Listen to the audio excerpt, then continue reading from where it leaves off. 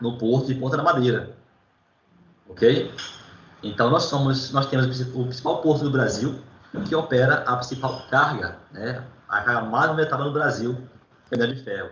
Isso aqui da soja, né? É muito operado também aqui nos portos de Itaqui também, nos terminais portuários de Itaqui.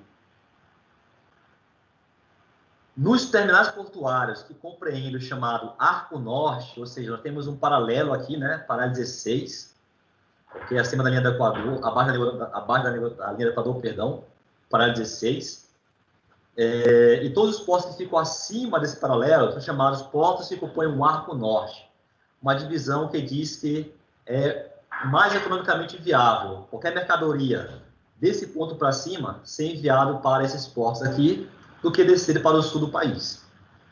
Isso tem trazido um crescimento econômico e produtivo muito grande para esses portos, tá? Da região norte e nordeste. E dentro desses portos que compõem o chamado Arco Norte, quem é o porto que está no ranking, no topo? Porto do Itaqui, né? Porto do Maranhense, Porto do Itaqui. Então, nós somos o principal porto público do Arco Norte e o principal terminal privado do Brasil, né? O Porto de Ponta Madeira. Tudo aqui no estado do Maranhão. Ok? Nós somos uma das poucas, né, áreas no Brasil e no mundo que conseguem receber qualquer tipo de navio, qualquer porte de navio são capazes de receber.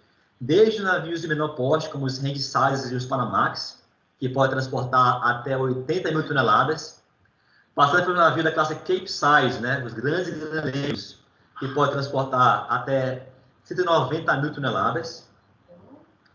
Depois vem os Very Large Ore Carry, né? Os ultra largos, dimensões, né? de carregadores de granéis minerais. Os VLOCs, os Very Large Ore Carry, perdão, é a tradução, que pode transportar até 320 mil toneladas de minério de ferro de uma única vez. E após os VLOCs, né? Após os VLOCs, que eram antigamente os reis dos mares, foram substituídos agora pelos novos reis dos mares, que são os chamados Valimax, ou Chinamax, ou alguns livros vão chamar também de ULOX, Ultra Large Ore Carry, com a capacidade de transporte de até 400 mil toneladas de carga de uma única vez. E todos esses navios eu trago aqui no complexo portuário do Maranhão. Falando de Valimax, vamos ver aqui um vídeo que fala do Valimax, mas o Valimax é um pouquinho diferente. É uma nova categoria de Valimax, né? Navio que pode transportar até essa ordem, né? De 400 toneladas, mas que são mais velozes, que emitem menos gases de efeito estufa, tá? E são muito mais eficientes que os da classe um pouquinho anterior a eles, tá bom? Vamos ver aqui um vídeo dos Valimax segunda geração.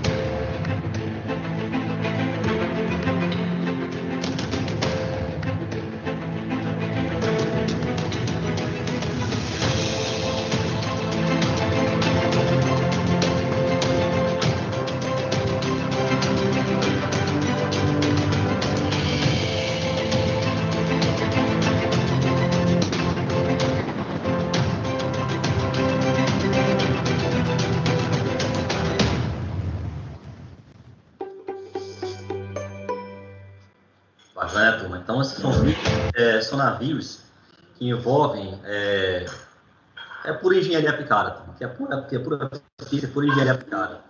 Os navios que eles são economicamente mais viáveis, porque em uma única viagem você transporta muito mais carga, o que vai reduzir o custo, unitário por frete, né? Você vai gastar menos por tonelada de carga transportada.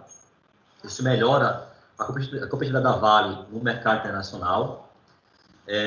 Para construir um pier como esse, para receber navio desse porte, precisa aplicar muito conhecimento de engenharia e muita física também, que às vezes conectadas, lógico, né? Bom, falar um pouquinho mais sobre o setor portuário, né? Aqui traz ações de busca para fomentar ainda mais o setor portuário local.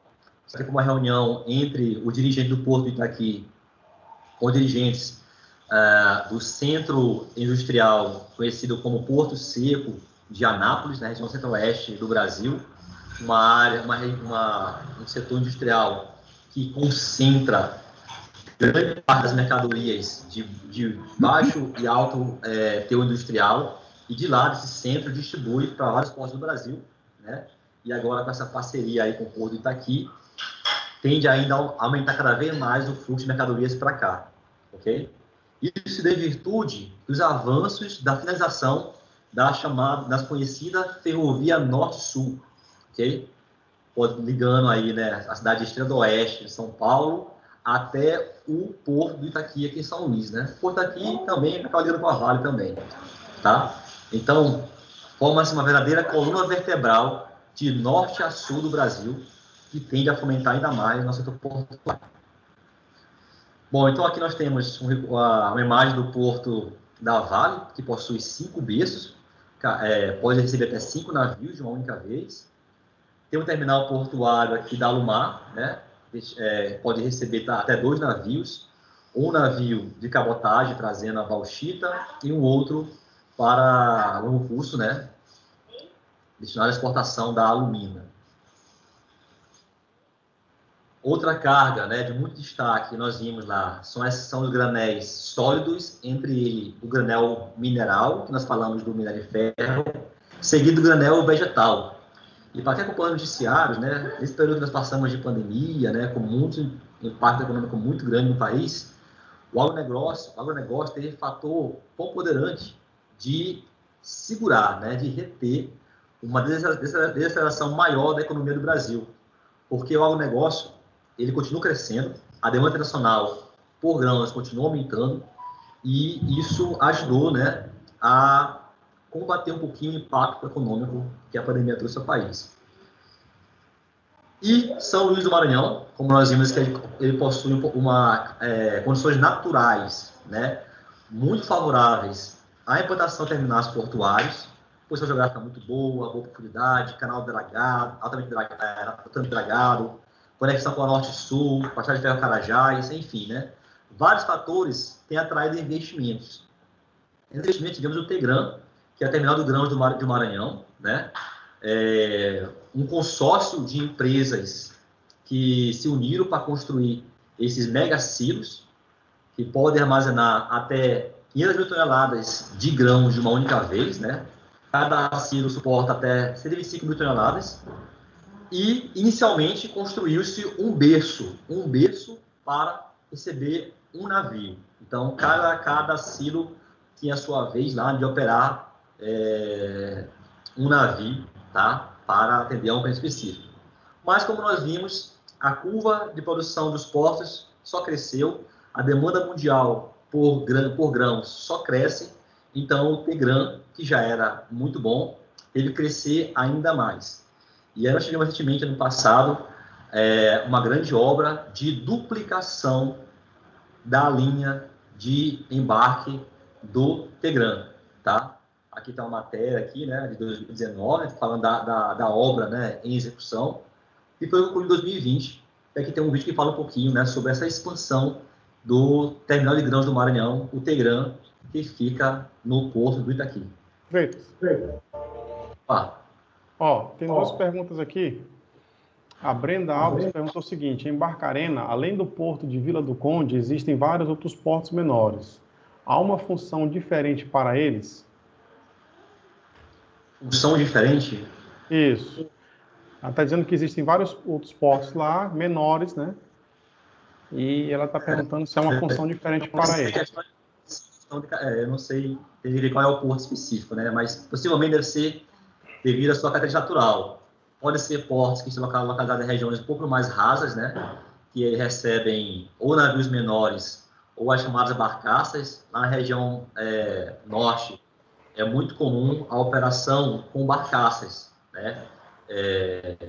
Com molhos de balsas que levam a soja para um terminal portuário.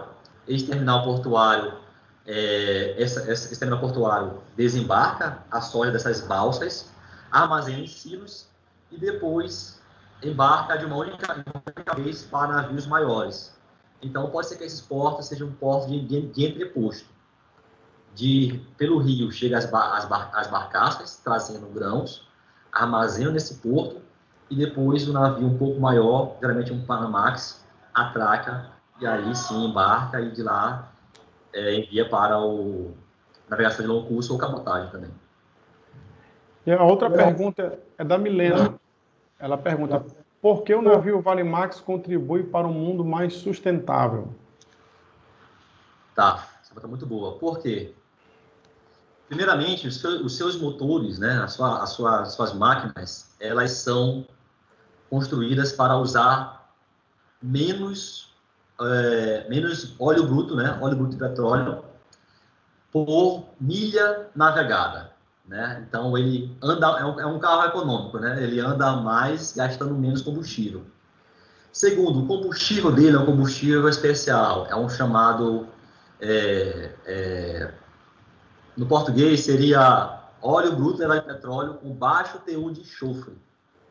Os navios eles costumam usar óleo bruto com alto teor de enxofre. Os valimares usam com baixo teor de enxofre, né? Então, também emite menos CO2. E por último, como eles são navios muito grandes, em vez de eu embarcar 2, 3 navios para levar uma quantidade de carga, gastando 3 vezes, né, combustível e mandando 3 vezes gás de efeito estufa para a atmosfera, eu embarco um único navio de uma única vez, okay, levando mais carga, e isso me permite, então, consumir menos combustível e também emitir menos gás de efeito estufa. Então, ele é grande, eu levo mais carga de uma única vez, gastando menos combustível, seus motores são mais econômicos e o seu óleo, o seu combustível é um combustível especial com baixo teor de enxofre. Certo? Beleza. Mais uma, Freitas. O Diogo está perguntando o seguinte: quando os navios estão na área de fundeio, tem algum custo para a empresa contratante ou somente após atracar? A pergunta termina como? Vamos lá. Quando os navios estão na área de fundeio, tem algum custo para a empresa contratante ou somente após atracar? Tem custos para algumas partes envolvidas, né? O navio é um veículo caro. Então, ele tem que chegar na área de freio, ficar o menor tempo possível ali e atracar, né? Quando ele demora muito, por algum motivo, alguma parte envolvida vai ter que arcar com isso.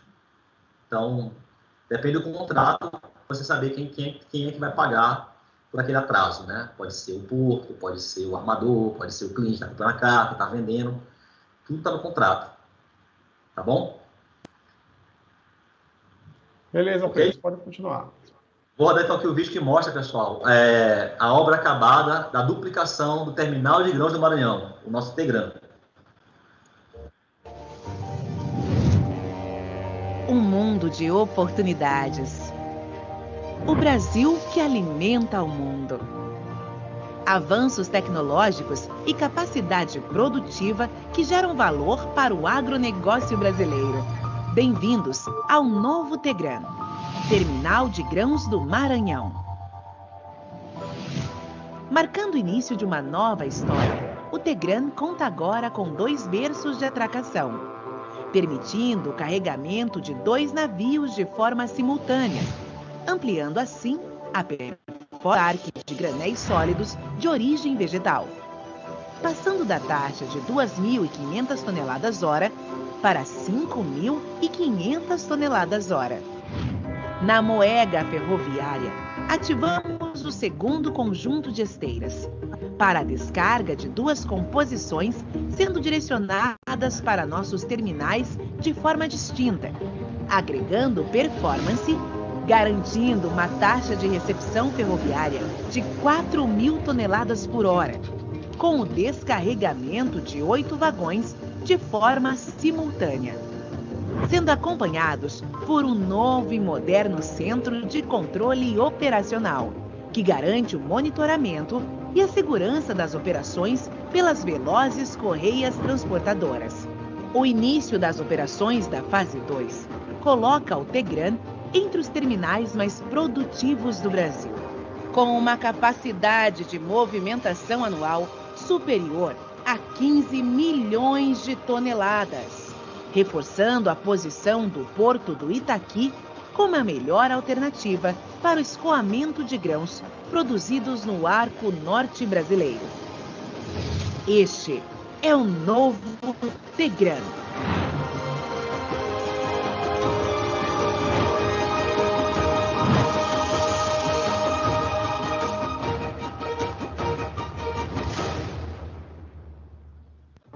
Bacana, pessoal. Então, integrando, né, terminal de grãos do Maranhão. No final, você vê que tinha mais alguns nomes na tela, são as empresas que compõem o consórcio, né, daqueles patrocínios que operam no Tegran, tá? O Tegran é uma empresa criada pelas 4 para poder gerenciar e controlar as operações. Ok? Então, meus amigos, nós vimos então que a nossa região, né, a região portuária, é uma região que possui condições excelentes, né, para os portos que aqui estão investirem cada vez mais em eficiência operacional, atracando navios maiores, tendo maquinários mais modernos, duplicando sua linha de produção, e isso acaba atraindo os olhos de outros players, de outros investidores, que também querem usufruir desse nosso potencial. Isso é muito bom para nós maranhenses, né? Porque é mais emprego, mais renda que vem para o nosso estado. E aí nós temos que estar preparados e capacitados para isso. Eu trouxe aqui 2 projetos de terminais portuários que já estão em fase, né, adiantada de implantação, ok? Que nos próximos anos, né, nos próximos 3, 4 anos, se tudo der certo, estarão operando também aqui na nossa região portuária. Entre eles, temos o TPA, o Terminal Portuário de Alcântara, um terminal portuário que vai ficar do outro lado da nossa Bahia, da Baía de São Marcos, mais especificamente na área da Ilha do Cajual, pertencente ao município de Alcântara. É um mega projeto, tá, de expansão de terminal portuário, compondo desde a construção de uma ferrovia própria, a chamada EFMA, Estrada de Ferro do Maranhão, uma estrada de ferro que inicialmente ela se conecta com a Ferrovia Norte-Sul e se liga com a estrada de ferro aqui de Carajás e depois vai até Alcântara. Então, primeiramente vai ser construída uma ferrovia ligando a estrada de ferro Carajás com o município de Alcântara e depois, na segunda fase, essa ferrovia ela se expande e vai descer até fazer a conexão com o Norte-Sul. Ok? Esse porto ele vai ter capacidade inicial, na fase 1, de receber até 4 navios, na fase 2, até 8 navios de uma única vez. Profundidade natural, sem dragagem, de 25 metros, recebendo facilmente os gigantes, né, os Vale-Max. Tipo de carga, né, alvo, minério de ferro, os Vale-Max, e as cargas do agronegócio, combustíveis e fertilizantes, ou seja, cargas a granel, que são, né, as principais cargas que mostrei no início, que o Brasil mais opera em todos os portos do território nacional. Okay? Então, capacidade de 140 milhões de toneladas de minério de ferro e 40 milhões de toneladas de agronegócio e 10 milhões, né, de toneladas por ano para combustíveis. Aqui um outro design, um outro esquemático aqui da Estrada de Ferro do Maranhão, né? Então, tá fazendo projeto. E um vídeo, né? Falando um pouquinho desse projeto, tá bom? Vamos assistir?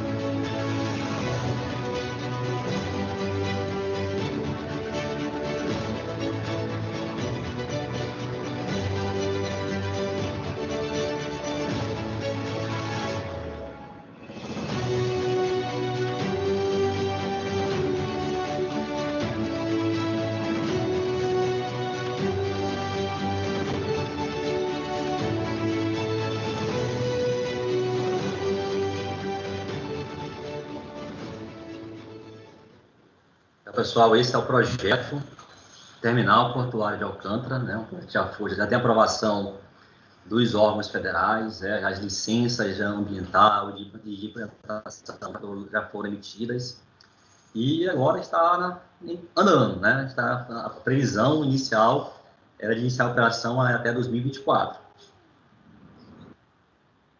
E, para fechar, um outro projeto de um outro terminal portuário, também para cá para a nossa região, né? Creio que muitos devem conhecer esse projeto, o chamado Terminal Portuário Porto de São Luís. Uma grande empresa chinesa, né? Um grande grupo, né? De investidores chineses, chamado CCCC, tem a tradução lá, China Corporation, Construction Company, algo do tipo. E o objetivo é também construir um berço para receber até 3 navios, com foco em operações para granéis sólidos, líquidos e também carga geral, as cargas de projeto e carga de containers, né? Eles se diferenciam um pouquinho dos outros porque traz esse viés para a operação carga geral e também carga para containers, tá? Carga geral, chaparias, produtos de médio valor industrial e as cargas em container, né, de maior valor agregado, tá bom? Então, também é um projeto, né, que já está avançado no que se refere a licenças.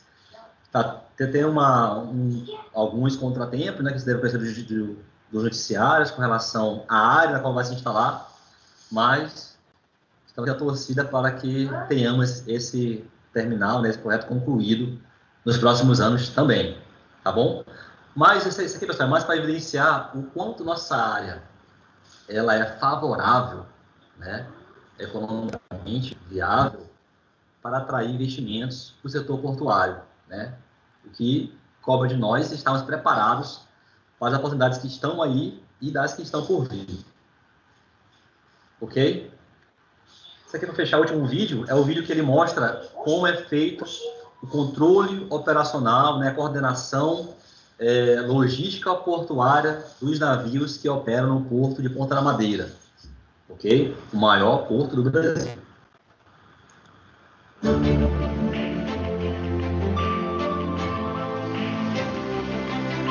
A Baía de São Marcos está localizada a 2 graus abaixo da linha do Equador. Então, há nessa região um movimento de massa de água muito grande. Isso provoca, né, grandes variações de maré, acima de 6 metros. E esse fator faz com que nos exija uma elevada performance operacional, exigindo da gente manobras simultâneas, que são navios saindo na mesma maré que navios entram. E a gente trabalha, né, junto com a praticagem local para que as manobras simultâneas ocorram dentro dos melhores padrões de segurança. Attention, motor vessel Cancún. San Luis, Pilot Station, Cancún. Channel 14, please. 14. Um trabalho de engajamento de uma equipe como um todo, sustentado por vários setores, vários departamentos aqui dentro da empresa, que faz com que tudo aconteça dentro do programado, para que o navio ele encerre o carregamento dentro daquela maré e que um outro navio comece a manobra de atracação à medida com que esse está desatracando.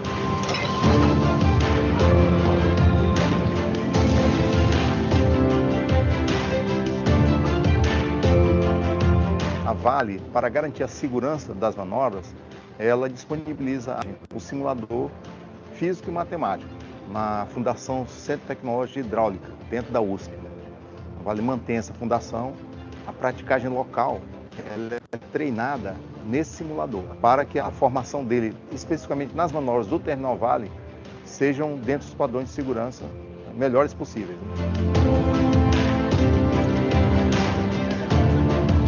O embarque dos pratos na manobra simultânea, ele ocorre no mesmo momento, sendo que um embarca no terminal e o outro embarca no navio que vai atracar.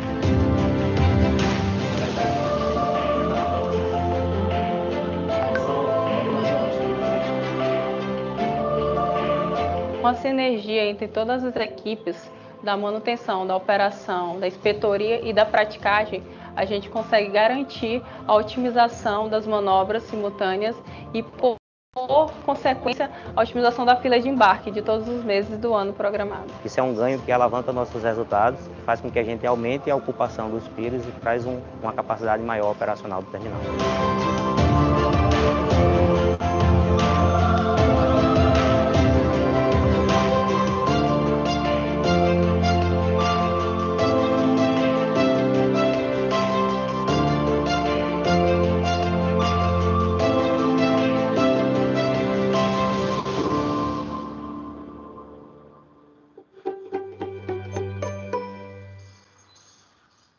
E aí, Sidney, deu saudade?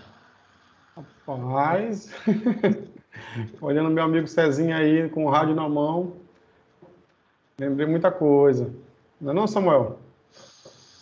Pois é, meus olhos estão brilhando, mas não dá mais pra gente voltar, não. Deixa a oportunidade para os novos aí que estão se formando. Mas a gente fica só com os olhos brilhando aqui, mas não é saudade.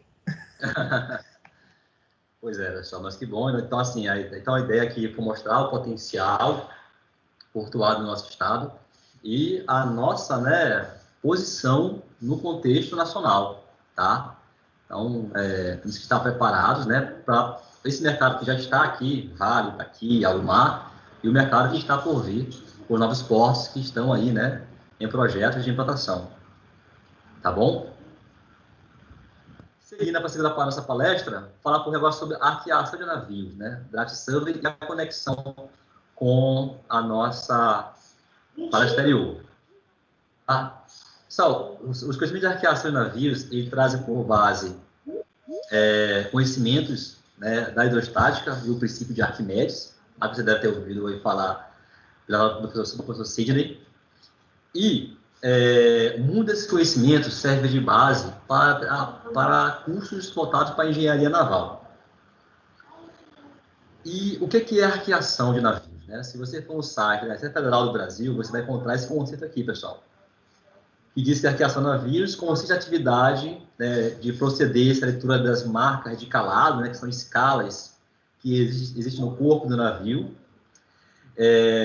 utilizando a operação de fórmulas matemáticas apoiadas em informações contidas em tabelas elaboradas por entidades certificadoras de metrologia, né, internacionais. E qual é o objetivo da arqueação? Está aqui em destaque. Determinar o volume ou peso total das mercadorias depositadas em embarcações. E com a finalidade de respaldar laudos técnicos de modo a possibilitar o efetivo controle aduaneiro. Traduzindo, a arqueação de navios é uma atividade, né, executada por alguns profissionais, cujo objetivo é mensurar o nível de imersão de um navio, calculando, então, o volume que ele ocupa naquele meio líquido e a sua massa, ok? Ou seja, seu peso, utilizando os conhecimentos da física, tá? O princípio de Arquimedes, o princípio do empuxo. E, pessoal, a arqueação, ela é voltada única e exclusivamente para operações com navios graneleiros, o Vale Max, o Panamax, aqui nós vimos aqui nos vídeos, tá? Então, ela se aplica em navios graneleiros. E eu mostrei lá nos primeiros slides, que as 4 principais mercadorias que o Brasil opera são granel sólido mineral, granel sólido vegetal, granel líquido e carga geral. Então, as 3 principais mercadorias do Brasil, estão no top, né, no ranking, são granéis. E em toda mercadoria granel, em navio que leva granel, ou pode ser aplicado a arqueação. Tá? Atividade que visa mensurar a quantidade de carga que você opera, né, que você embarca ou desembarca nesses navios. Também, né, a Receita Federal traz o conceito do profissional, o arqueador ou draft surveyor. São profissionais treinados e habilitados para elaborar esses laudos técnicos, é um documento que dá um laudo técnico do navio, e fala as condições de chegada no porto, nível de imersão, deflexão do casco, se tinha banda ou não, para falar mais na frente, e a quantidade de carga que ele trouxe para o porto ou que está levando daquele porto. Ok? Então, draft surveyor, ou arqueador é o profissional, e a arqueação, ou draft survey, é a atividade de mensurar a quantidade de carga a granel, tá? Que são operadas nesses navios. Então, a ciência por trás da atividade, né? O cálculo de arqueação é baseado no princípio de Arquimedes, né? O princípio do empuxo, que diz o quê, pessoal? Diz que todo corpo totalmente ou parcialmente imerso em um líquido sofrerá uma força vertical de baixo para cima, chamada de empuxo. E essa força, né, ela tem intensidade correspondente ao peso do volume do líquido deslocado por esse corpo. Em outras palavras, você tem um corpo como um navio, né? Esse corpo, ele vai exercer uma força, né, de baixo para cima, né, a força peso. E aí similar, né, meus amigos aí, Newton, Sidney e Samuel, né, a telegrafia na lei da ação e reação, o meio líquido reage a essa força peso com uma força contrária, e aqui é a força de empuxo, né? E a intensidade desse empuxo equivale, pessoal, exatamente ao volume de água que esse navio deslocou.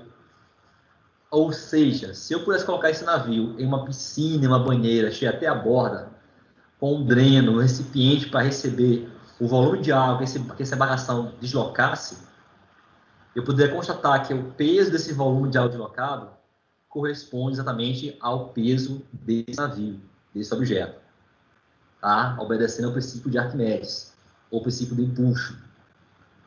E aí, aplicando outros complementos de cálculos complementares, você consegue determinar com alto grau de precisão a carga que existe a bordo desse navio. Então, tem uma historinha, né, de Arquimedes, né? Acho que você deve conhecer o princípio lá do rei Hieron, que dizia para Arquimedes desvendar se a coroa de ouro que ele tinha era feita de ouro puro ou se tinha impureza, material impuro. Arquimedes, depois de muito pensar, refletir, não chegava a uma conclusão, até que ele foi tomar um banho para esfregar a cabeça, e quando ele adentrou na banheira, ele percebeu que a água transbordou, e aí teve aquele insight, né? aquele estalo mental, e aí se dá conta que ele saiu correndo pelas ruas da cidade, correndo pelado, né? Correndo sem roupa, gritando, eureka, eureka, eu descobri uma relação entre a massa do objeto, a sua densidade e o volume de água deslocado. Depois ele formulou melhor esse postulado e foi conhecido então como princípio do empuxo. Ok? O princípio de empuxo, eu já falei, né? Ele diz que todo o corpo totalmente ou parcialmente submerso em meio líquido, só precisa força vertical de baixo para cima, e corresponde ao peso do volume do líquido deslocado por esse corpo. Os componentes do empuxo quais são? A densidade desse líquido, o volume deslocado por esse líquido e a força gravitacional. Ok? Mas aqui em destaque é a consideração na arqueação a densidade do líquido, que pode variar, né, de local para local, época do ano, está chovendo, se não está chovendo, se é dia, se é noite, ela pode variar bastante, e logicamente o volume deslocado influencia no empuxo.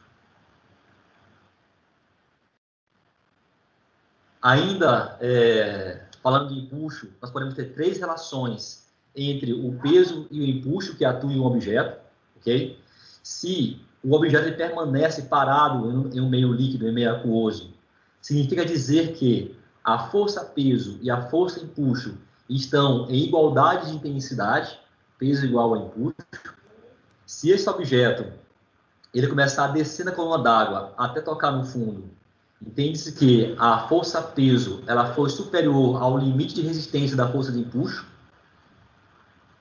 E por último, né, se o objeto ele é levado até a superfície, entende-se que a força-peso foi maior do que a força de empuxo foi superior à força-peso. Tá? Um objeto que facilmente correlaciona essas três opera essas três relações de peso e empuxo é o submarino. Né? O submarino, ora ele opera com empuxo igual ao peso, ora ele aumenta o seu lastro a bordo, aumentando seu peso em relação ao empuxo, até encontrar um outro ponto de equilíbrio na coluna d'água. Tá? E os navios operam sempre, né, na igualdade força-peso e força-empuxo. E aí, quando há uma igualdade na força-peso e força-empuxo, nós dizemos que existe a flutuabilidade do objeto. Todo objeto ele tem flutuabilidade quando ele tem capacidade de permanecer na superfície de um líquido, né? Isso depende, né, da relação de igualdade força-peso e força-empuxo. A força-empuxo ela atua em toda a área submersa da embarcação, do seu casco da embarcação, e elas possuem, né, um vetor aqui convergindo para o ponto central, que é chamado de centro de empuxo ou centro de carena, né, da embarcação. Esse slide, pessoal, ele é um esquemático que ele vai falar de uma maneira bem didática, bem resumida, no que consiste uma arqueação de um navio. Então, imagine inicialmente um meio líquido, né? Aqui, pode imaginar que um porto situado em uma área de rio ou área de mar, né? Água salgada.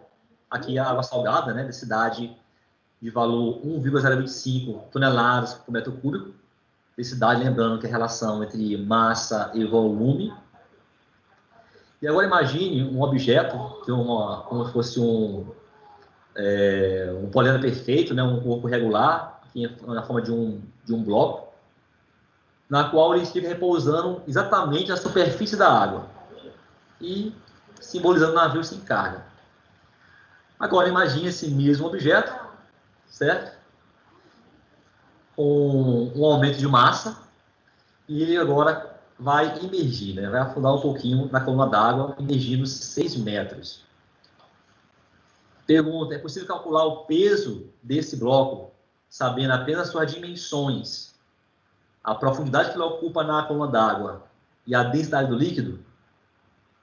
Como todo mundo aqui é aluno do professor Sidney, né, de física, vai dizer que sim, né? Logicamente é possível calcular o peso desse objeto, tá? Fazendo a correlação entre o volume do objeto que está submerso e a densidade desse líquido, tá certo? Então, primeiramente, vamos calcular o volume desse corpo, né, do objeto que está submerso. Sabemos que a área de um bloco é dada pelo produto do seu comprimento, pela sua largura, pela sua altura. A altura desse bloco é de 8 metros, mas apenas 6 metros estão submersos. Então, como eu quero calcular o volume de água deslocado, eu entendo que o volume de água deslocado está agora ocupado pelo objeto. Então, eu calculo o volume do objeto, que corresponde ao volume de água deslocado. Então, vamos explicar 6 metros por 10 de comprimento por 5 de largura, o que vai me dar 300 metros cúbicos. Como eu sei que o volume de água deslocado tem uma densidade de 1,25, se eu relacionar volume com densidade, eu tenho massa, certo? Densidade é a relação entre massa e volume. Então, multiplicando esse volume pela densidade do líquido, eu teria o volume de água que foi deslocado. E por Arquimedes, eu teria o peso do volume de água deslocado. E por Arquimedes, eu tenho o peso também do objeto, ok? Já que eles estão em equilíbrio. Então, fazendo a relação volume do objeto vezes densidade do líquido, eu tenho o resultado de 307,50 MT, que é a unidade de medida para toneladas métricas, toneladas em arqueação. Que são toneladas.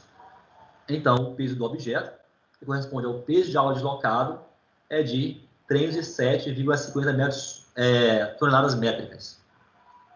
Então, eu calculei o peso do objeto através do seu nível de imersão e de suas dimensões. Eu fiz uma arqueação aqui nesse bloco. Acabei de fazer uma arqueação, arqueei esse bloco. Ok? Então, quem entende esse conceito aqui, entende que quer fazer uma arqueação no navio. Claro, arquear um navio é bem mais complexo do que arquear esse bloco, que é um polero perfeito. Mas é um pouco irregular. Mas o princípio é o mesmo. Tá bom? E quais são os passos para você fazer a arqueação do navio? Primeiramente, você vai mensurar aqui no bloco, né, nós temos 6 metros de imersão. No navio, eu verifico o nível de imersão através das marcas de calado. São essas marcações métricas que existem na parte de vão do navio, que é a sua proa, no meio e na polpa. Para isso, eu uso um barco de apoio. E eu uso esse barco, eu navego ao redor do navio, me posicionando em frente a cada uma dessas marcações, para observar a profundidade, né, o nível de imersão desse navio. Precisa também saber a densidade. Lembra que empuxo é a densidade do líquido, volume do líquido e gravidade? Então, eu preciso coletar uma amostra da água, né? Dessa água, o navio está boiando, está flutuando. De um aparelho chamado de densímetro, eu observar o valor dessa densidade, porque a densidade vai interferir no empuxo e vai interferir no volume deslocado. Depois, eu tenho que fazer a verificação da quantidade de carga que tem no navio, que não é minha carga comercial, não é minha carga que eu estou vendendo para transportar. Que cargas são essas que não são comerciais? São a carga que o navio usa para consumir, que são elas: combustível, água potável e água de lastro.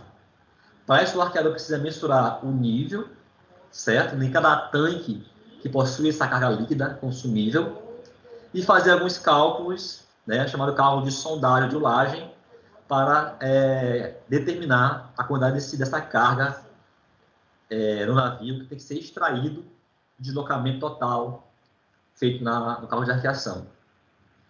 Esse aqui é o esquemático, né, que mostra a escolha desses tanques, né, de combustível e de lastro. Em azul são tanques de combustível e de verde são tanques de água de lastro, que são água de lastro, ela tem a utilização que dá ao navio, quando ele não tem carga, dá a ele um peso mínimo para que ele possa navegar com segurança, suportando efeitos de onda, força do vento e de corrente, ou seja, vai dar ao navio estabilidade. E os consumíveis, né, os combustíveis, usar no consumo da sua máquina e tripulação também, no caso da água potável. Aqui mostrando, né, o navio, no centro tem o seu porão de carga e ao redor do porão os compartimentos que armazenam água de lastro.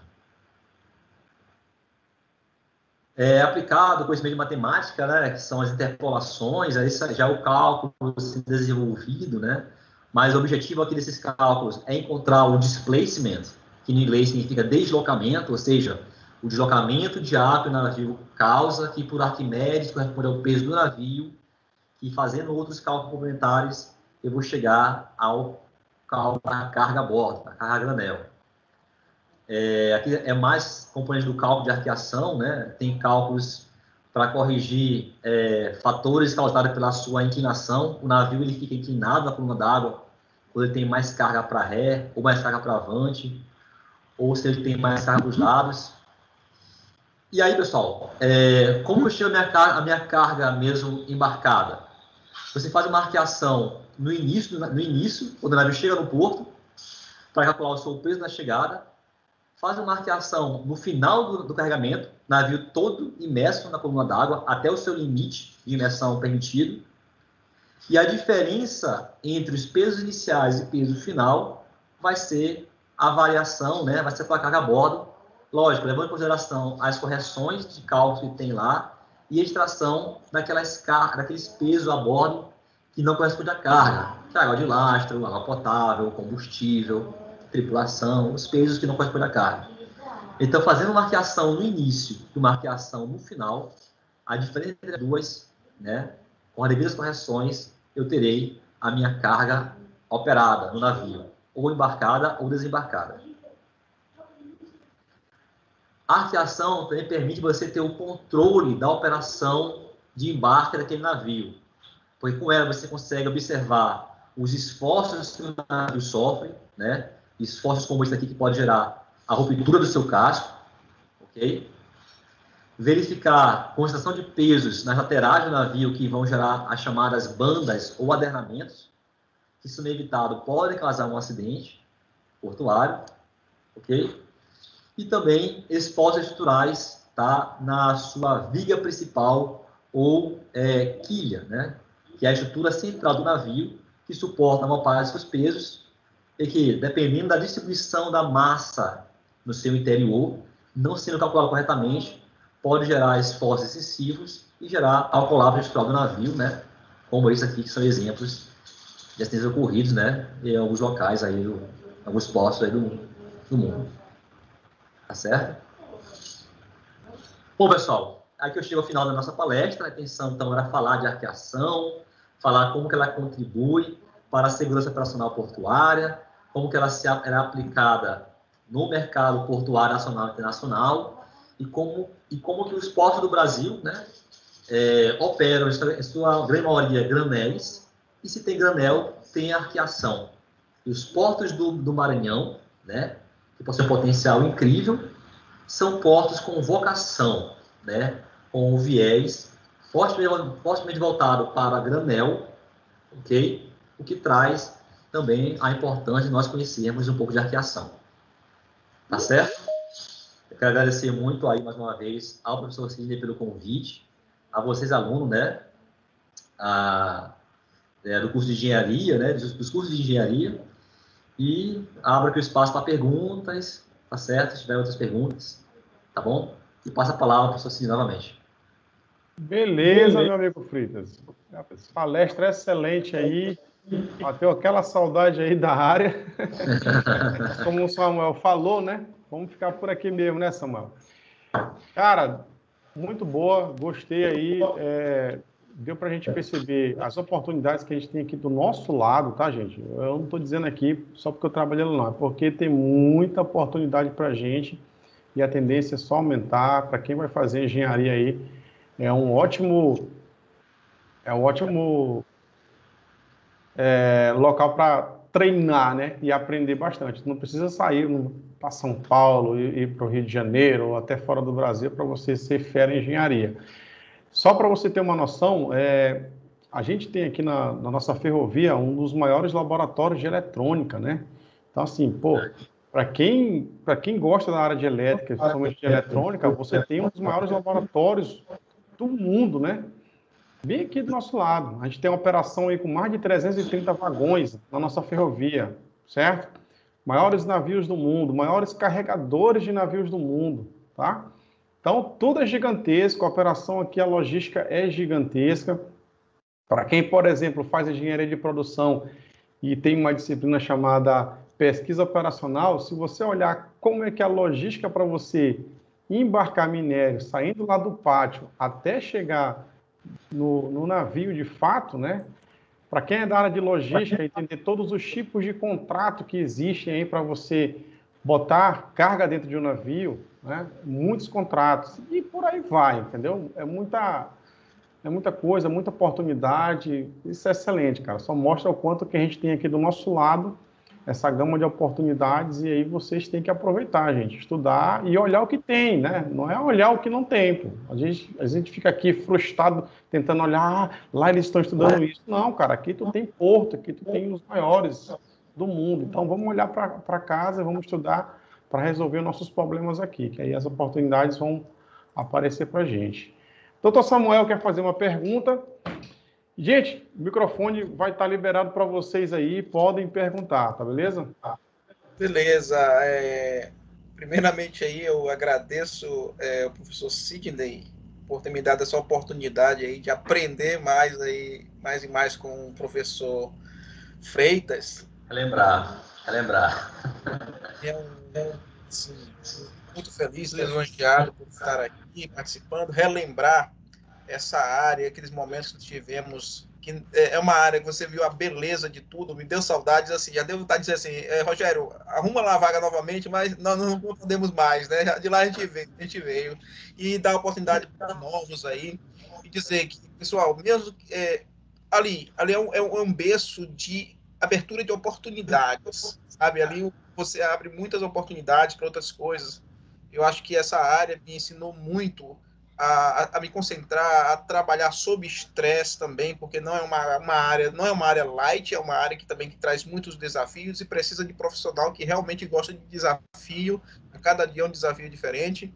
E eu digo para vocês, são alunos aí do professor Sidney, e eu estou invadindo aqui essa palestra aqui para dar um conselho para vocês. Muitas coisas que eu aprendi a controlar, a questão profissional, a questão de ansiedade, tá? Nesse período que eu trabalhando na experiência de marketing com Sidney Freitas, isso me levou para outros lugares, fora do país, tá? Hoje eu estou aprendendo novas coisas, cada dia nós aprendemos novas coisas, e eu digo para vocês, como o professor Sidney falou, nós temos um mundo de oportunidades dentro da nossa região. Isso depende de vocês. E essa oportunidade vai aparecer para todos, mas vocês têm que ser os melhores. E vocês já estão na frente, porque vocês são alunos do professor Sidney. Entendeu? Porque eu digo, os alunos do professor Sidney já estão um passo à frente, 10 passos na frente de todos os outros alunos, entendeu? Então é isso que eu tenho que dar de conselho aí e participar dessa palestra para os alunos aí. Entendeu, Sidney? Show. Podem perguntar, galera. Vamos lá, Vilmar.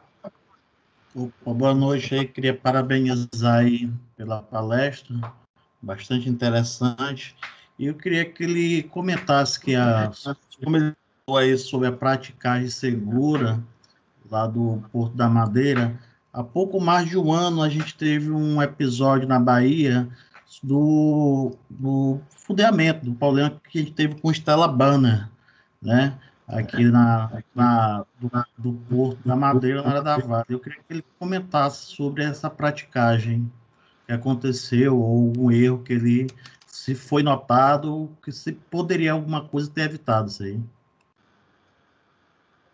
Vilmar, toda a região portuária possui uma chamada ZP, né, que é a Zona de Praticagem, uma zona homologada pela Marinha do Brasil, né, E, por lei, dentro da ZP, da zona de praticagem,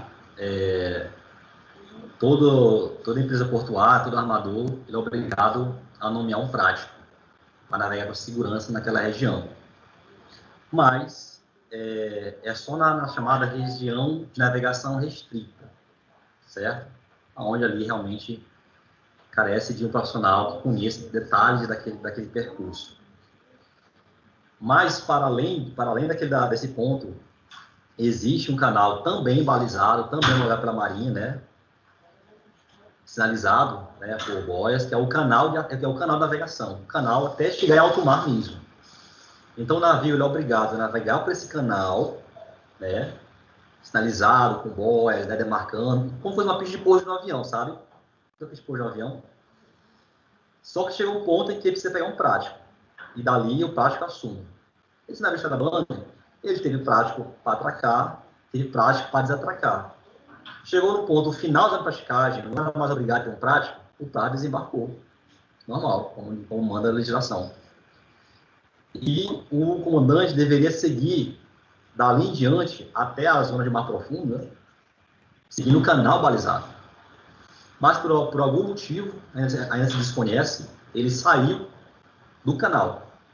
Saiu do canal, né, e encontrou no caminho, parece um banco de areia. Ele teve essa colisão com o casco. Depois ele percebeu que o navio estava recebendo água, né? Água nos seus tanques, estava adernando e afundando. E aí ele buscou na Carta Náutica um ponto mais raso, né? Fotográfico o termo foi utilizado, né? Mas ele propositalmente encaiou o navio para evitar que ele afundasse de fato, né?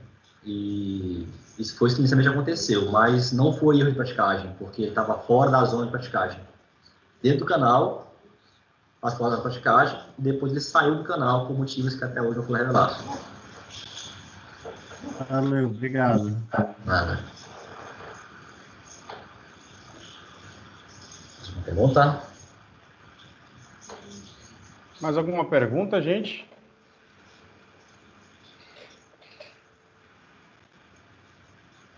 E até interessante, né? A praticagem, porque assim, eu gosto sempre de dar um exemplo simples quando eu falo sobre isso, que é quando você chega, por exemplo, para lavar seu carro, né? Para botar ele lá na rampa. Particularmente, o que acontece? O cara que está lavando o carro ali todo dia, ele conhece aquela rampa ali de cós salteado. Então, ele sabe subir e descer naquela rampa de olho fechado. O prático seria esse cara, né? O prático seria esse cara. Então, ele conhece aquele ambiente todinho e pode levar e trazer o teu navio de segurança.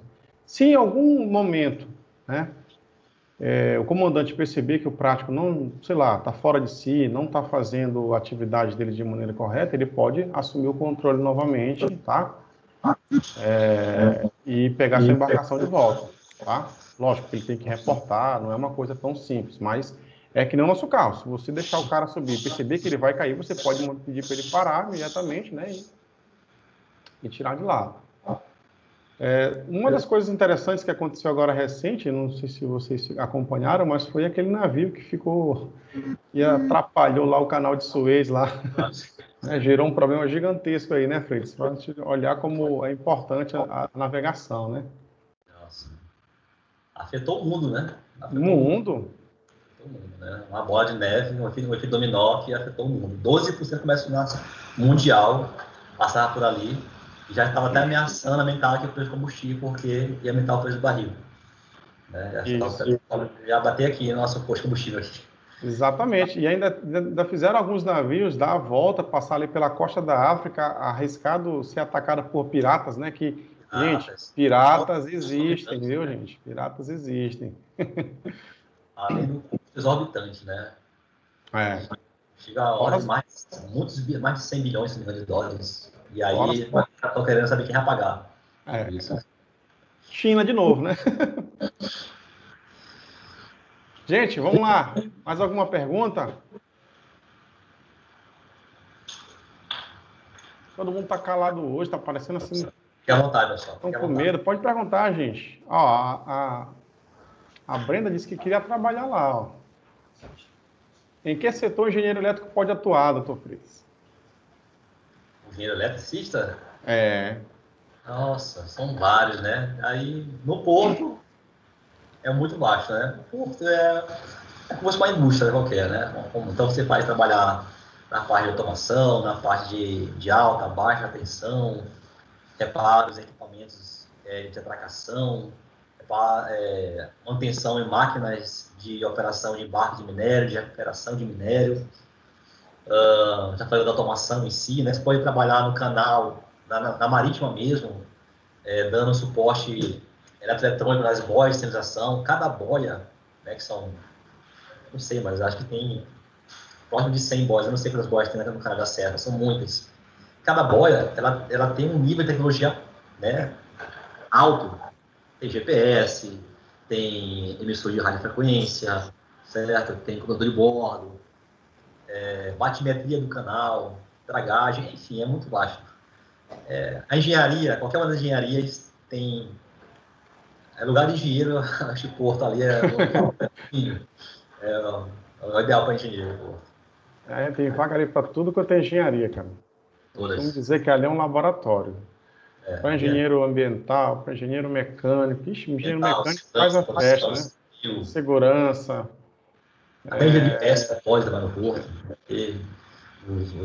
Análise de impacto, né? Da navegação, da dragagem, da fauna, da flora, da biota. Cara, é muito amplo. Mais alguma pergunta, gente? E o pessoal que é formado em gestão portuária, com as suas oportunidades são imensas? Também, né? Eu creio que sim, né? Também. Todo porto precisa de gestor, né? Precisa de gestor, que é para atuar na gestão em si ou em apoios, né? Em apoios administrativos. Nós, por exemplo, temos um dos nossos gerentes formado em gestão portuária, por exemplo. Lógico que com toda e qualquer formação que você tem, existe que você não pare, né? Você aperfeiçoar. Então, você faz uma gestão portuária. Hoje, você faz uma especialização na área, faz uma engenharia, faz uma especialização também. Quanto mais aperfeiçoado para a área que você quer atuar estiver, mais são as oportunidades. Mas gestão portuária também é uma área, né, que só cresce, né? Cresce. Cada vez mais, inclusive, faculdades têm ofertado esse curso aqui na região, né? São Luís.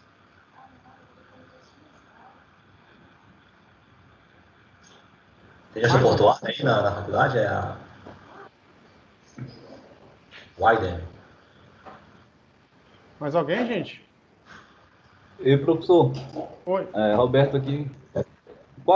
Quais seriam, assim, os pré-requisitos para entrar para a área da gestão portuária ou entrar na área portuária, voltado assim para a engenharia? Um pré-requisito assim, dizer, o engenheiro ele tem que ter alguma especialização em área tal voltada ao porto, né? Não necessariamente ao porto, né? Como o Cid falou, lá o laboratório, né? Então, são 10 anos, são 5 anos de formação de engenharia, não é isso, Cid? 5 anos, né? Então, você vai ter uma bagagem, conhecimento muito amplo. E assim, aí, geralmente, o ideal é você escolher uma linha de especialização. Você pode se especializar em automação, pode se especializar em controle, pode se especializar em alta, baixa tensão, pode se especializar em gestão portuária, né?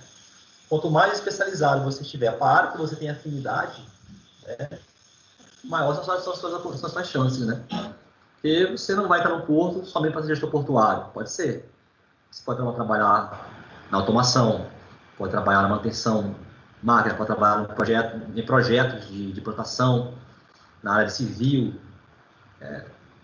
Acho que vai muito voltado à sua afinidade pessoal e quando você está capacitado para aquilo, né? Tanto na graduação quanto em especializações. Não que também você não entre sem especialização, não entra. Engenheiro graduados também tem muito a ver no mercado. Só digo que você tem que buscar cada vez mais, né? Fazer um bom curso superior, quando fazer um bom curso, aproveitar ao máximo da aula do Sidney, dos professores, né? Aproveitar ao máximo a experiência que você está aí para aprender, né? E depois continuar aprendendo, continuar buscando. Como o Samuel falou, o doutor Samuel falou, Nunca para de aprender, né? Tá sempre aprendendo, sempre buscando. A Brenda está perguntando o seguinte: qual a formação do prático? Porque existem poucos. Pergunta polêmica essa daí. Parece, quer responder ou responder? Não, é com você. Até que a gente vai fazer essa prova, Sidney. Estamos preparando, vamos preparar. Aí dá para voltar, né? Exato. Aí é bom. Samuel tá bem, eles só volta se fosse prático aí. Rapaz, quem perguntou? A Brenda. A Brenda, bacana a pergunta. Em tese, o prático ele não pede nenhuma formação especial a não ser o curso superior. Né? Ele não requisito para você fazer o concurso e ser aprovado, basta ter o curso superior, em tese. Mas é volta que eu falei, né? Quanto mais capacitado, quanto mais especialidade você estiver para aquela questão que você pleiteia, mais chance você tem de conquistar a vaga. Então, requisito inicial você fazer a prática, fazer a prova de prática, tem curso superior e alguns cursos complementares, né, para a área náutica, que são, se não me engano, é uma carta de capitão amador, e algumas horas lá, né, algumas horas de trabalho embarcado, mas é 2 pouco. anos. Hein? 2 anos. E assim, mas a própria carta assim, não, os 2 anos, assim, ele é ponto diferencial. Mas, salvo engano, a própria certificação de capitão amador já tem que fazer a prova. Aí tem lá os diferenciais, né? Quanto mais tempo de embarcado você tem, mais ponto. Quanto mais a patente marítima, tem mais ponto. Né? Mas, em tese, mínimo, ter curso superior e ter a certificação de capitão amador, que você tira aqui mesmo, aqui na Capitania dos Portos. É uma prova muito simples para quem é engenheiro, né? Conhecimento de matemática básica, os conhecimentos lá de arqueação, de flutuabilidade, estrutura de embarcação, né? Não é complexo. Você fazer a prova, não. Agora, lógico, a prova é muito difícil, né? Tem que estudar muito para a prova e daí você tem outros títulos, né, para somar. Algum curso na formação de náutica, mas não são mandatórios. Por exemplo, no último curso de praticagem que o curso teve, eu me recordo se foi em 2012, se foi um pouco antes disso. Mas, do total de aprovados no curso de praticagem, mais da metade não era marítimo. Era o concurseiro de plantão. Concurseiros, pessoas que eram auditores fiscais, da Receita Federal, da Polícia Federal, enfim, trabalhavam em banco, médicos, pessoas que tinham aquele hábito de estudar muito, estudaram, alcançaram a certificação mínima e estudaram muito. E passaram na prova e estavam práticos, não sendo marítimos. Então, em tese, basta estudar. Mas tem aquele mais, né? Mas, estudar. Eles ganham muita grana, tá? A galera daqui do Maranhão são os que mais ganham aí, porque aqui é por tamanho de navio, né? Então, são os mais bem remunerados aí do Brasil. Acho que acredito do mundo, né? Não sei. São poucos no mundo que ganham tanto quanto os daqui. No mundo, são poucos locais que pagam também para um prático, como aqui na Baía de São Marcos. Eu não sei como é que tá, mas a maioria deles nem moravam aqui, né? Em São Luís. Alguns moravam até fora, Itália, Estados Unidos. Aí só vinham para cá quando estava no plantão dele. Verdade. Eu queria fazer uma pergunta. Tem mulher nessa área da formação em prática? Sim, tem sim. Aqui na Baía de São Marcos ainda não temos, mas no Brasil tem um número considerável de mulheres, sim, que são práticas. Até algumas no Instagram, né, que posta alguns vídeos lá, dessas manobras, bem bacana.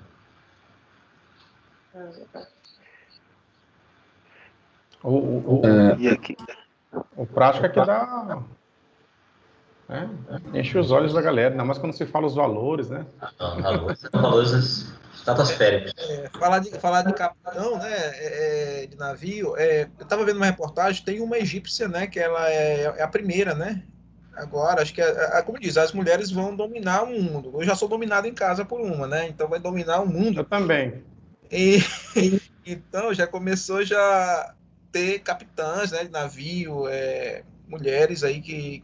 E eu digo o seguinte, assim como pilotos, né, mulheres, né, a concentração é maior, é melhor, os detalhes são mais detalhistas, então acho que o mundo está se abrindo também para essa área naval, então, cada vez mais as mulheres também, hoje tem inspetora de embarques também, mulheres, né, lá na... Sim.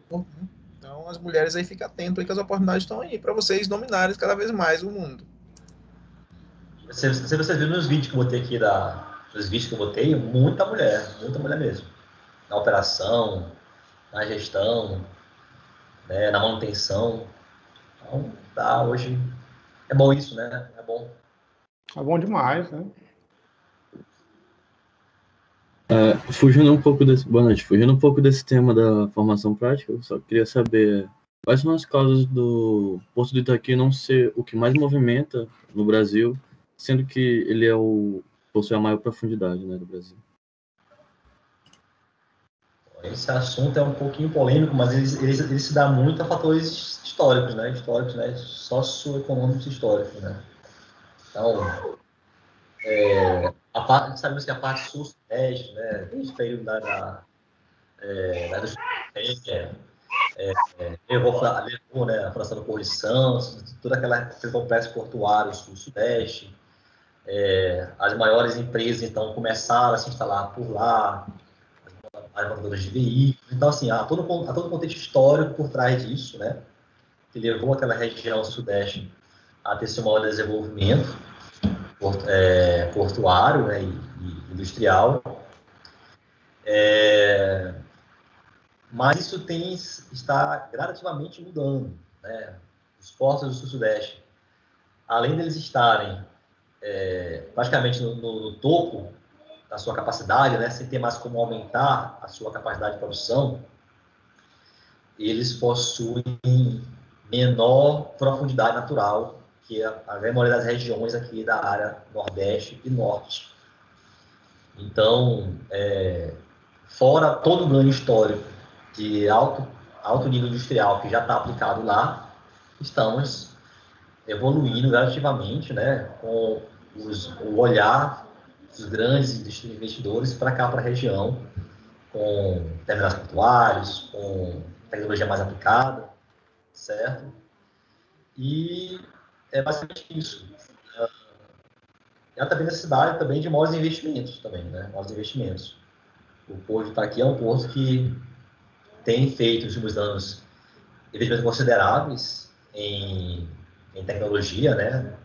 Máquinas mais modernas, reforma de estruturas portuárias, pagamento do canal, mas é um atraso também, que há até ser compensado requer um certo tempo, tá?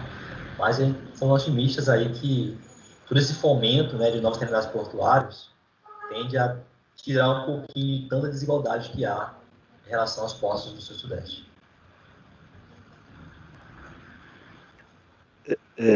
Professor, uma pergunta.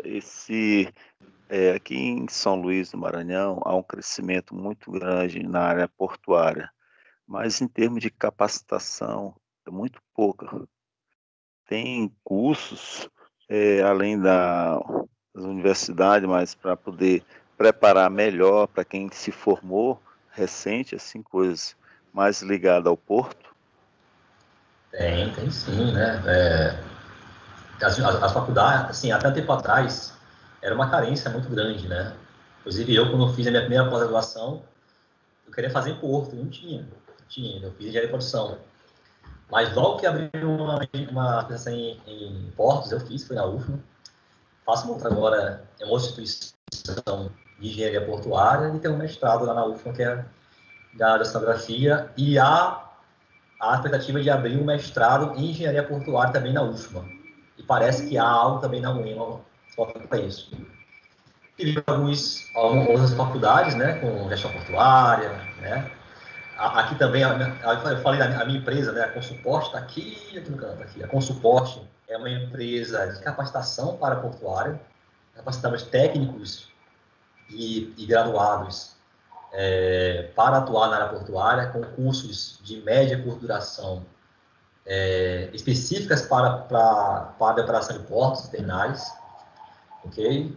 E hoje também, né, com a disseminação da educação digital, né, que a única coisa positiva em todo esse caos que estamos vivendo é a educação digital, que tem esse boom de crescimento. Você tem muitos outros cursos voltados para várias áreas, entre elas a área portuária também, tá bom? Eu vou deixar aqui com vocês, tá? Parceria a Consuporte, né? @Consuporte_, nosso Instagram, e também no LinkedIn, e o site vai estar saindo já em breve, tá bom? Tá conhecendo nossos cursos, nossos projetos, cursos gratuitos, que a gente oferece algumas aqui também. Tem cursos tanto gratuitos, quanto cursos mais avançados também, tá bom? Não sei se respondi a pergunta, mas fez sentido. Respondi? Respondeu, porque, tipo assim, eu me formei em gestão portuária, né? E agora eu estou fazendo uma pós em logística. Só que a gente vê ainda uma carência muito grande, tipo assim, cursos técnicos, assim, cursos assim para você ter uma noção melhor, um conhecimento melhor, entendeu? Dentro da área. É interessante. A gente criou a Consuporte em 2020, por conta dessa observação aí, né? Da ausência de cursos voltados para o setor a aperfeiçoar o profissional, né? É uma área específica, é arqueação que eu quero aprender. Eu quero aprender sobre análise de navios, aprender sobre operação portuária, aprender sobre comércio exterior. A gente criou isso em 2020, no janeiro. Em fevereiro, a empresa pegou o contrato com uma multinacional que opera em vários portos do Brasil, porque há essa carência. Então, a gente saiu aqui do norte ao sul, oferecendo serviço de consultoria e treinamento, né? Porque isso que você falou é verdade, ainda há no Maranhão e no Brasil, né? Essa carência de cursos segmentados mesmo para o profissional portuário. Está melhorando. Tá melhorando, tem que melhorar, cara. Eu lembro que quando a gente foi fazer o curso em company lá, a gente fez 2 cursos, né? Um com uma empresa da Holanda, né? Curso muito bom, e de inspetor, e o outro curso foi o curso do ICN, né? A gente tem um curso de arqueação, inclusive, basicamente, só o ICN oferecia, né? Eu acho que no Brasil inteiro era só o ICN que oferecia curso de arqueação. Você procurava em qualquer outro local, não achava. Só você ter uma noção aí, gente, eu não sei se ainda está aberto, mas até dia 22 agora, a Receita Federal estava com o edital lançado aí para arqueador, tá? Até dia 22 de março agora. Não sei se ainda está aberto, né? Em geral, a maioria dos caras, aí vai me corrigir, porque eu já tenho, 8 anos que eu saí da área, mas eram tudo engenheiro civil, né? A galera da UEMA das antigas que faziam... tinha uma disciplina específica chamada de estabilidade naval, né? Que habilitava eles a fazer arqueação. Não sei como é que está o cenário hoje dos arqueadores. Muito, né? Teve um ano que o edital não exigia apenas o curso superior, um CREA, podia ser um CREA técnico ou de nível superior, e alguns cursos que somassem, acho que 60 horas, habilitando para ser arqueador. Então, tinha arqueação, estabilidade e tudo mais. Tem um colega nosso, que ele era formado em Direito, tinha um técnico em eletromecânica pelo Cefet, e cursos de arqueação, acho que somando a estabilidade, assim, pequenos cursos somando, dava carga horária para ele. Então, ele tinha um credo técnico, alguns cursos separados e o curso superior de Direito. Na época, o edital permitia isso, e ele se tornou arqueador da Receita. Tem arqueador que é engenheiro civil, que é engenheiro mecânico, que é engenheiro eletricista, né? A grande maioria engenheiros. Mas isso depende muito do edital. Tá? Mas, assim, não é limitado só a engenheiro civil, né? Não, tu falo porque os mais antigos, daquela época que eu estava lá, a maioria era o quê? Engenharia civil, mecânica, né, aqui no Maranhão. Joaquim foi depois. Guilhom, eu não, todos os caras lá, tudo era engenheiro civil. E assim, gente, não é divulgado, né? Verdade, pouco divulgado. E aí dá para você tirar uma renda boa. Por exemplo, Gilson me disse uma vez que dava para tirar uns 8 mil, 9 mil lá tranquilo, né? Não, tem Naquela época, né? Tem vezes que seu navio. Tem vezes que você tira isso no navio. Quando é navio de petróleo, né? Olha, paga mais. Você pega por tanque, né?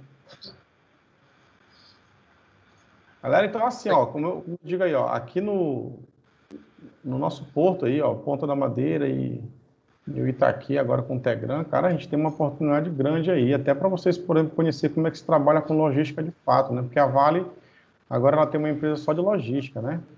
A VLI já estava operando ali meio que era logística, mas agora de fato virou logística pura, né? E você aprende a trabalhar com soja, com ferro-gusa, manganês, concentrado de cobre, sinterfige. O José Roberto, ele me fez uma pergunta anteriormente.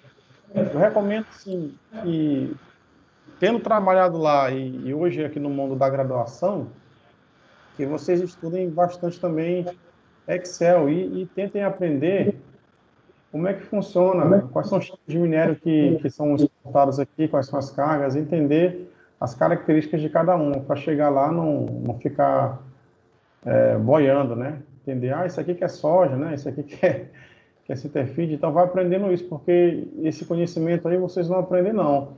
Eu, com o Freitas e o Samuel, a gente teve uma oportunidade gigantesca, que foi o trainee na época, que a gente teve um curso aí de 900 horas, né? 889 horas de operação e manutenção portuária.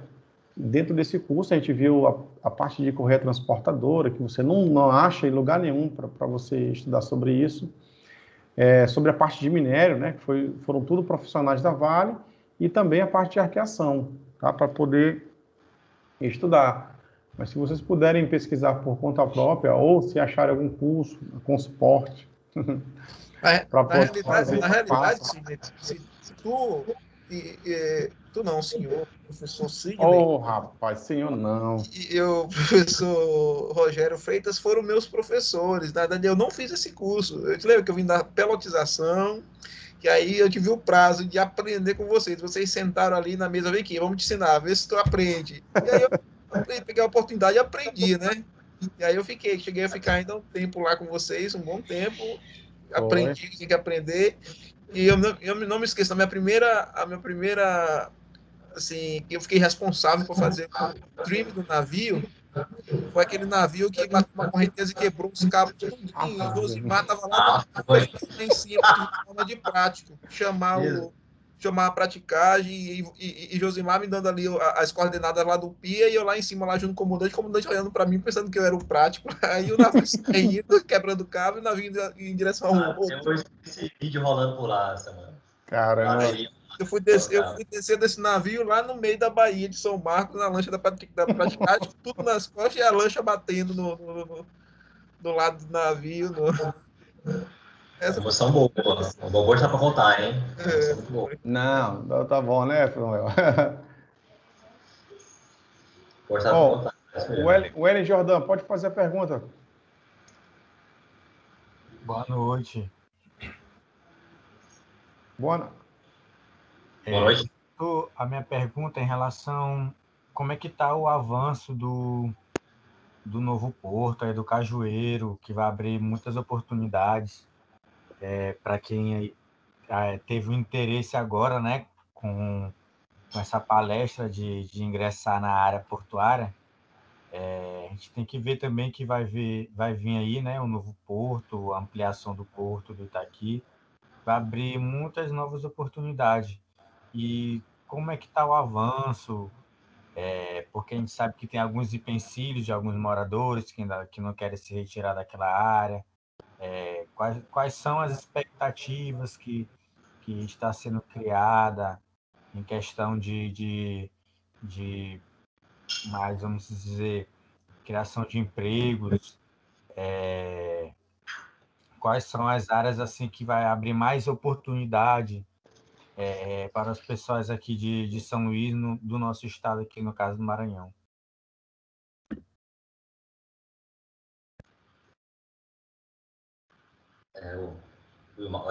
Quem falou Foi o L. Jordan. Jordão. Jordão, bacana essa pergunta. Eu até mostrei agora há pouco os slides lá do Porto São Luís, né? Terminal Portuário São Luís. Construção em parceria da W Torres com a CCCC, né? China Coastal Construction Company.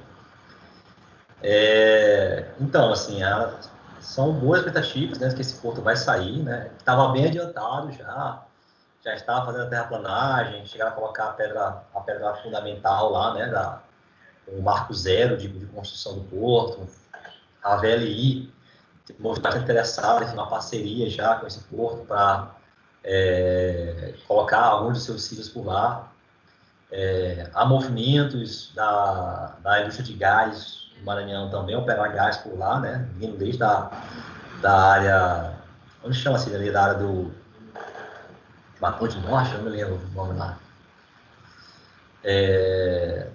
Santo Antônio dos Lopes. Antônio dos Lopes, isso, exatamente. Há um movimento também de uma siderúrgica também se instalar aqui para aumentar chapearias pelo Porto Santo Luís. Então, assim, investimento traz investimento, né? Então, esse porto tem atraído, os investidores desse porto têm atraído outros investidores em operar por esse porto.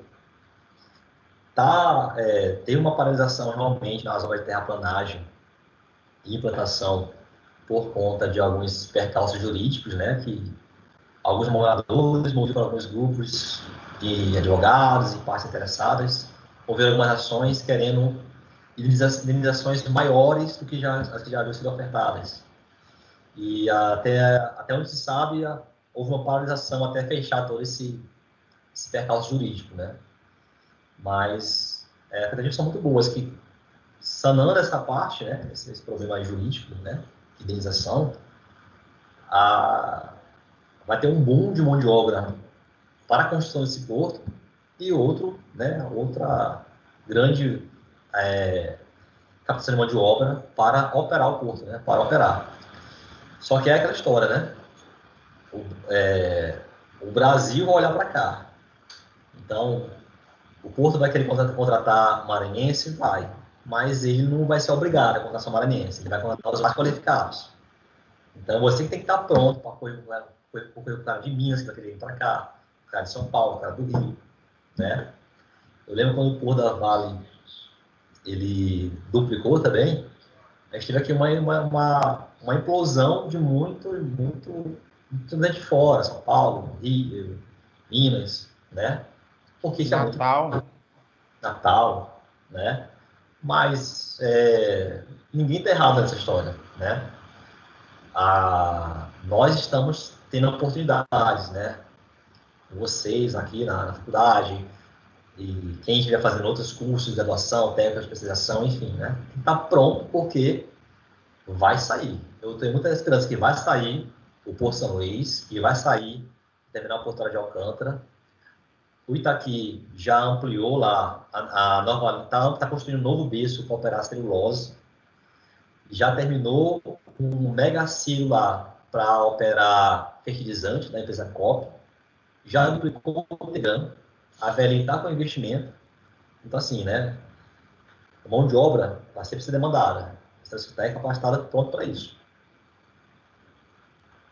E não perder o time, né? Não perder o tempo. A capacidade agora. Foi isso que eu estava comentando agora. Muitas oportunidades e poucas pessoas capacitadas, porque, por incrível que pareça, falta curso aqui em São Luís. Muito pouco, tá entendendo? Porque quando você fala assim, vai na UFMA, vai na Uninasal, vai na faculdade e tal, mas só que às vezes é um curso técnico, tá entendendo? Ele, pelo menos, bota uma mão de obra qualificada, tá entendendo? Ou então quem é já formado, ele tem um conhecimento a mais para poder atuar na área, porque eu digo assim, a nossa turma que se formou agora em gestão portuária, nunca ninguém trabalhou em porto, e tivemos poucas visitas nos portos porque estava suspenso devido do coronavírus. Mas o que eu quero dizer é o seguinte, é muito importante esses cursos, tá entendendo? Para poder capacitar o maranhense, porque aqui, infelizmente, é dessa forma, não tem. E qual é o posicionamento da EMAP, né, com relação a isso? Ela investe em instituições educativas para capacitar a população assim, maranhense? MAP? Sim, sim. Ó, eu creio que sim, né? Eu não trabalho na EMAP, né? Não trabalho lá. Trabalho na minha empresa própria e também não tenho nada lá. Entendi. Mas, por exemplo, nós lançamos um curso mês passado de Draft Survey, de arqueação. Né? Abrimos 60 vagas. Preenchemos rápido 60 vagas, uma procura muito grande, e parte dessas vagas foram preenchidas pela EMAP, ela enviou para os funcionários, outra parte o Tegran enviou, outra parte a VLI enviou. Então, as empresas também investem, né? Outra parte, pessoas mesmo do mercado, daqui de fora de São Luís, também escreveram nosso curso, né? E isso mostra interesse tanto das empresas estarem investindo sim, quanto das pessoas também estarem buscando, né? Não pode também só esperar pela empresa, né? Se você está só pela empresa, você acaba tendo uma qualificação muito limitada.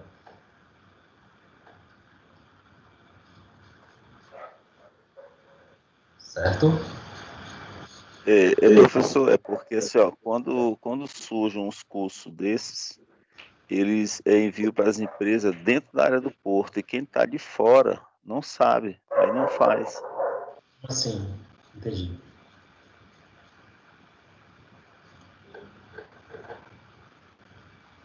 Não entendi. E como a gente como pode fazer para resolver isso, para divulgar essa divulgação? Porque ela, da divulgação. a divulgação ela fica interna para as empresas que trabalham no porto. Se o Quem treinamento está fora. Não, se o treinamento foi em company, é um treinamento que a empresa comprou. Por exemplo, essa empresa que nós falamos aqui há pouco, ela comprou o treinamento da Consuporte só para os funcionários dela. Então, fechou para os funcionários dela. Agora, nós da Consuporte lançamos esse mesmo curso para o mercado. A gente colocou no LinkedIn, no Instagram, colocamos em alguns jornais digitais, né? E aí tem uma divulgação nacional. Então, assim, a atribuição de divulgar um curso aberto é da instituição. A faculdade, a Consuporte, né? Outra empresa, ela divulga nas redes sociais, em jornais e tudo mais. Agora, quando a empresa compra o curso, que é chamado contrato em company, aí não, aí ela não vai divulgar mesmo não, é só para quem é funcionário dela. É um pacote exclusivo para a empresa. Os funcionários. Como o Sidney falou, né, nós fizemos um curso de arqueação pelo ICN, há anos atrás. Então, roteamento em company, que a empresa que nós trabalhamos comprou, e foi só para os seus funcionários. Mas esse mesmo instituto que ofereceu o ensinamento em company, oferece o mesmo curso aberto para quem quiser fazer. Você tem que ir lá no site da empresa, tudo mais e tal. Né? Certo? A questão mais acho que é buscar. Se você, às vezes tem que garimpar um pouquinho para encontrar. Muito, né? E aprendam inglês, galera. Inglês importantíssimo, né? Freitas pode dizer aí quanto inglês foi importante para a gente poder fixar lá na Vale, lá, que a gente não sabia falar nada. Aprendemos na raça e na coragem, né? Peito na raça, né? Hoje teve que aprender de todo jeito. E depois estudar. A gente aprendeu no dia a dia, depois fizemos cursos, estudamos. O inglês é fundamental para você trabalhar em qualquer área hoje de ensino, de estudo, né? Temos aí nosso colega Samuel, que é internacional, né? É instrutor de embarque, era técnico de automatização, né, Samuel? Você está aí, não sei. E depois rompeu as barreiras do Brasil, do exterior, enfim, o inglês sempre fundamental. E assim, galera, como eu sempre falo nas minhas aulas, né? Digo para vocês o seguinte, ó, a gente tem aí Porto crescendo aí e, por exemplo, quantos de vocês estão estudando, por exemplo, como é que eu posso fazer um porto, né? Eu que estudo engenharia civil, como é que se faz um porto, né? Como é que o estudo de uma estrutura? Porque nem sempre é só o que está ali naquela sala de aula. Você tem que buscar o a mais. Por exemplo, Excel, você não vai aprender em faculdade. Não existe faculdade te ensinando a mexer no Excel. Chegou na Vale, Se tu não souber mexer um mínimo do mínimo de Excel, tu tá perdido, cara, porque lá é planilha para cima de planilha. Eu sou muito tímido, não sei me apresentar. Tem que saber se comunicar, porque ainda mais sendo engenheiro, você vai ter que apresentar relatório para os seus gerentes, mostrar como é que está o desempenho, fazer muita análise. Então, vão treinando essas skills aí que vocês vão aprendendo durante o dia a dia, que é, professor, ele disse para mim fazer um relatório de uma atividade, faça o melhor, tentem aprender o Excel melhor, programar no Excel, o Excel, VBA, né?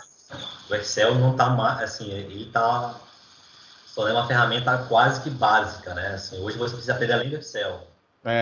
Depois tem hoje o chamado Power BI, né? Power BI Na verdade, hoje os recursos novos aí, né? Power BI e tudinho, o Excel ficou só como uma ferramenta de informação.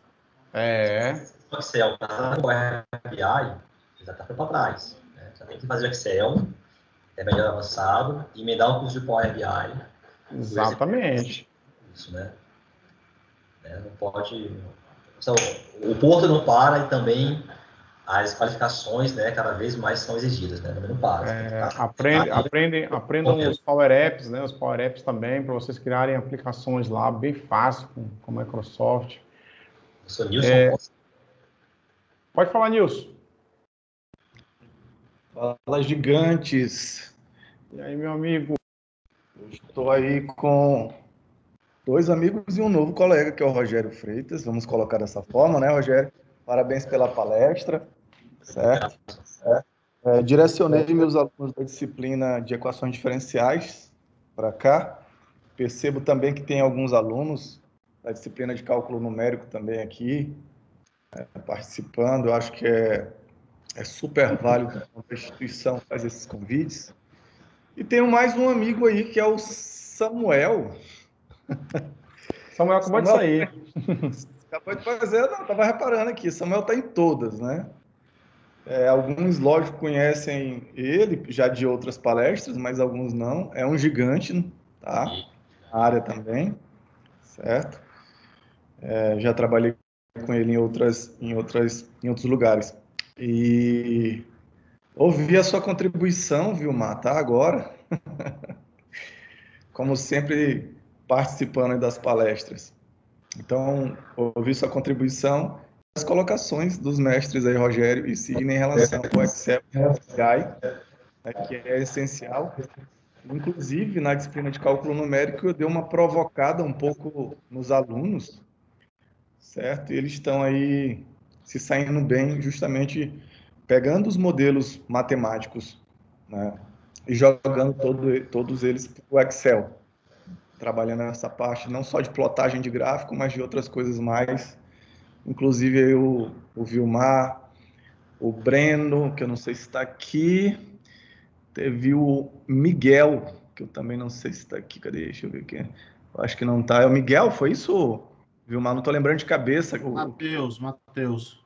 Matheus, isso, que é com M, certo? Também deram as suas contribuições aí, participando, mostrando aí seus dotes, e quando não sabiam, buscavam, questionavam, um ajudando o outro, que eu acho que isso é válido. Eu gostei muito da palestra, eu acho que o campo aí, como o professor Sidney e você também, Rogério, comentou, né, ele é vasto. Às vezes, o que eu percebo dos alunos, nos questionamentos, eu fiquei aqui me segurando, tá? Sou um mero convidado aqui. É interessante as perguntas dos alunos, eles querem tipo beabá, né? O que eu tenho que fazer para arrumar a palavra-chave que eles queriam dizer e não disseram? É o emprego. Certo? Basicamente é isso que eles querem no ponto final. Tocaram no ponto do prático. Achei interessante que vocês colocaram assim, e agora? Eu conto ou não conto? Né? Porque realmente tem minúcias aí que não foram comentadas. Eu acho interessante, talvez nem comentar, não é legal, né? Porque tem coisa que vai de pai para filho, certo? Falando em off, eu acho assim. E qualquer um aqui, tá? Acho que qualquer um, não sei qual é a posição do Rogério, mas eu acredito que ele não seja prático. Eu acho, não sei. É prático, Rogério? Não, foi? Vontade não falta. Vontade não falta. Pois é, qualquer um aqui queria uma vaga como prático. Lógico que tem todo um procedimento, como ele comentou, certo? O pessoal quer muito essa remuneração. Eu tive a oportunidade de conhecer alguns daqui, uns que, por sinal, têm um certo destaque na cidade, mas a gente percebe algumas coisas fechadas em relação a isso. Em relação às outras áreas, tá? Mesmo não sendo engenheiro, tendo apenas mestrado na área de engenharia, inclusive foi aí, vamos dizer assim, laboratórios próximos, né, Sidney? Apenas isso, um laboratório próximo do outro aí, mas querendo ou não, um perguntando, questionando, e isso é muito interessante, porque, por exemplo, o Sidney, ele visitava o laboratório, né, que a gente chama que é do Paucar, né, que é do Dr. Paucar, que é o nosso era o coordenador do laboratório, assim como eu visitava o dele e trocávamos informações. Então, assim, em relação ao emprego, eu sempre comento um ponto forte que eu já comentei em outros momentos, o network, certo? Querendo ou não, eu sei que você pode estar preparado o que for, e é um dos pontos que eu falo em sala de aula, né, postura de sala de aula. Então, alguns comentam assim até, como é que você lembra tanto aí de determinados alunos? Eles se destacam, eu vou fazer o quê? E se aparece uma pontinha, é esse aluno que eu vou indicar, esse aluno que eu vou direcionar. Eu acredito que deva acontecer a mesma coisa com o nosso amigo Rogério e com o nosso amigo Sidney, tá? Então, alguns alunos aí ficam na nossa cabeça, sempre estão querendo participar, provocando e tudo mais. Às vezes a gente pergunta para outros. E professor, palestrante e tudo mais conhece aluno, tá? Conhece aquele aluno que está querendo enrolar, certo? Que está perguntando só por perguntar, mas os pontos cruciais e as colocações que o Rogério Freitas, né, ele comentou, eu acho que deu um brilhozinho aí no olhar de vários alunos, né? Justamente a ideia do campo, assim, porque muitos falam assim, estamos num período pandêmico e não tem emprego. Eu acho que não tem, às vezes, o olhar, o procurar, o buscar e a extrema força de vontade, certo? Eu sei que não é fácil, não estou dizendo aqui que, eu quero emprego, aconteceu, não funciona desse jeito, mas aí tem a instituição de treinamento aí já fazendo marketing aí, o professor Rogério Freitas aí, tá, que é válido. Se capacitar, acho que, meu amigo, em qualquer lugar você tem que ir atrás. Tá? Então, segura de um lado e corre atrás do outro. Foi um prazer, tá, Rogério Freitas? Gostei muito da sua palestra, acho que foi válida. Eu deixei alguns alunos apresentarem, demorei um pouquinho a direcionar eles para cá, certo? Deveria ter até direcionado um pouco antes, deixava as atividades para depois. E que bom ver os alunos, no geral, participando. O professor Sidney parabenizando também ele, já que ele trouxe você para a instituição. Professor Samuel, não deu tempo de eu comentar, nem falar nem um pouquinho com ele, tá? Mas parabéns por tudo aí. Eu vou encerrar por aqui, tá bom?